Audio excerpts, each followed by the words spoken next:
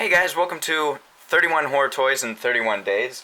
Now, this is a concept that I got from the late Glenn Webb, who was a great YouTuber, and unfortunately he passed away earlier this year. This year's taking everyone, it seems. So many famous people, and then freaking Glenn Webb. It's been endless. Okay, so this is something that I'm going to be doing for the next 31 days, of course, as you can tell, and I'm going to be reviewing or just showing off or doing all sorts of things with horror toys. So to start out, I'm going to be reviewing the Frankenstein's monster figure from the Van Helsing movie, and this is by Jakks Pacific. So let's take a quick look at the packaging. So as you can see, it has an image of the Frankenstein from the movie there, or the Frankenstein's monster from the movie there. Everyone always feels the need to correct there. It says it has a nice revealing brain effect, which we can already see from here. It's got an image of Hugh Jackman over there. Then some random monsters from the movie, including him.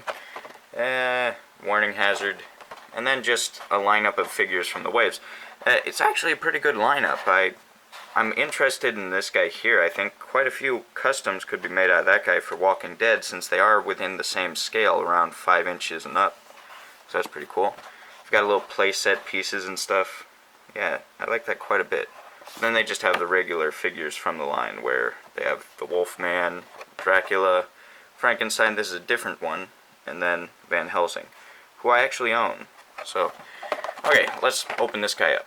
Okay, so I might as well also add that there's a read-up on the back, and it says, set in 19th century, deep in the mountains of Carpathia, lies the mysterious and mythic land of Transylvania, a vivid, epic backdrop for this tale of ultimate evil against a lone force of good, Van Helsing.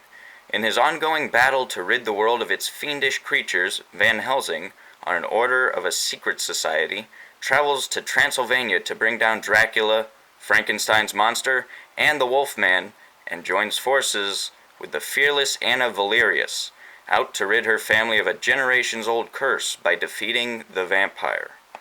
Not a bad read-up there. Okay, now let's take a look at the figure himself. Okay, so as you can see, I've got them set up in sort of a villagers versus Frankenstein sort of shot. You know, they always have pitchforks and big torches and as they're coming after Frankenstein, so I thought it would be cool to throw it up like this. So as you can see, he is really in the scale to the Walking Dead figures, since Frankenstein's monster is supposed to be like quite a bit taller than the average fellow. I think this works out pretty well. So anyway, let's get these guys out of the way and let's talk about the figure itself. So to start out, it comes with this little instruction manual to tell you about the figure. It's kind of weird. They've got this like blobby, amorphous creature on there, and that's supposed to represent him, of course. And then you can see he does all sorts of special features, as in 2. Then there's nothing on the back. So that's his little instructions there, I guess. There's not really any assembly to this guy. I guess you could consider popping this onto his head assembly, but I mean, not really. Okay, so I actually do like this figure. I find him quite interesting. He's well sculpted, well painted. His size is a little odd, but since I've collected so many Walking Dead figures, it's not really a problem for me. If he was 6 inches tall, though, I think that would be a lot cooler. You could have him next to your Marvel Legends, and it would just, like, be completely awesome. But, you know, for Walking Dead size, it's not too bad.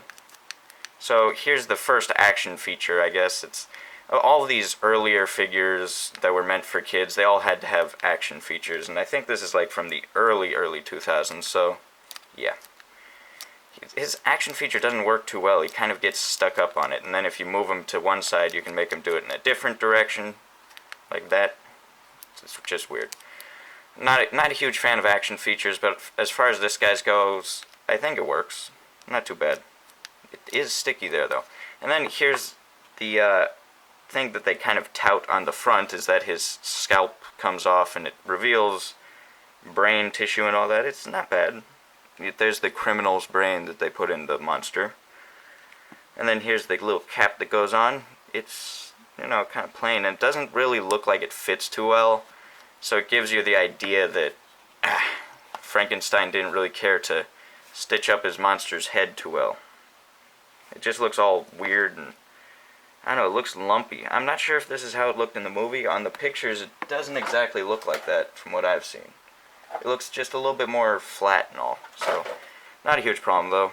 As for the sculpt, let's just take a quick look at that sculpt. It's quite nice. Look at that. All sorts of little striations and wrinkles in his body. It looks like he has deep crevices in him. It almost seems as if you can pull him apart there, but you can't. It would be so cool if you could like disassemble him like that. But that would be going way too far for them, I guess. And then here's some mechanical workings on him, like this little gear here. Wait a second. They made his joint look like a gear. That's pretty cool. Look at that. That's actually just a joint that they didn't paint. Wow, that's pretty interesting. Okay, and then it's got a nice rust effect on it. The paint is very nice too. Just a bunch of wash in everything. Nice green there. So no complaints on sculpt or paint, really. It seems like articulation will be hindered quite a bit in a few areas, but not too bad. I like the brain sculpt. The face sculpt looks fair. Kind of matches the way they had the monster looking. Totally grotesque. If you wanted to, you could probably make this fit into the Walking Dead world. Just have him in the background. Make him a zombie. Probably be best if you had this off. Then he'd be a little bit more fitting, I think. You could say he was getting an autopsy or whatever. Okay, and then the legs, it kind of, from the top half it looks really good, but then on the bottom half it looks a little odd, a little chunky. But he's got the brace on his leg here that I suppose is there to make him walk a lot better. I'm not sure, I haven't seen the movie in a while, and I'm pretty sure it wasn't very good. And I don't think it made too much money as well. He's got weird, thick metal boots. I guess that's sort of a reference to the old weird shoes that the original Frankenstein's monster had. And there's no real paint variation on the pants themselves, but there's little like straps and stuff that are painted, so that's pretty nice. Like, this guy got an awful lot of paint for a figure that's just going to be handed off to some kids, so might as well add that. Okay, so let's move on to the articulation, since we've basically seen everything. He's got his nice hands there. I might as well also point out he's painted his fingernails black because he wants to be a young emo punk. But you know what? All the power to him. He has the power to control his own body. He's his own several persons. Okay, so as for articulation, let's start with the head. It does a full 360, I believe, yeah? Full 360. Let me put that back on. I may as well mention that the cap fits on fairly well. Like, if you tip it under... See, you can shake it upside down and it doesn't come off. But if you hit it every now and then, it'll just, like, fall off, and that'll be annoying. You'll lose it under stuff. As for the arm articulation, he can do full 360 the shoulder. He can move up to about a right angle to his body. I believe way more on the other side. This one's just inhibited by the sculpt there of the big metal piece. And then this side, he can do that, but he also has a swivel up at the, sort of the shoulder, I guess. That's kind of an odd place to put it. But there's none of that on the other side. Again, inhibited by the way it's sculpted. And then at the elbow, he can articulate to about a 90-degree angle. And, you know, it's about the same on both sides there. And then at the wrist, it's just a swivel. It looks like it might be a ball joint, but you can only get a swivel out of it. So, yeah, it's not a huge problem. And then as for the waist, there's this articulation, which you can go 360 with, but, I don't know, it's kind of odd and chunky. And, of course, it's spring-loaded, so not easy. As for the legs at the hips here, he can kick forward about that much, kick backward that much, but it's just a hinge joint. There's no kicking outward or anything like that. No fancy stuff for this guy.